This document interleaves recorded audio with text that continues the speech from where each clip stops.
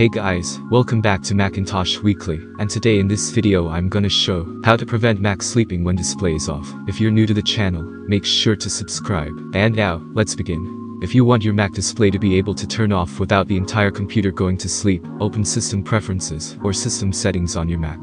Now, click on Displays tab in the left section. Here, click on Advanced and toggle the switch for Prevent Automatic Sleeping on Power Adapter when the display is off.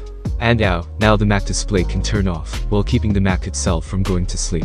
If you want to do this on older macOS versions, you'll need to go to Energy Saver option and there you'll get the option. So, that was it. Hope it was useful. Consider like for the video, subscribe to the channel, and if you have any questions, just comment down below. Thanks for watching, and have a great day ahead.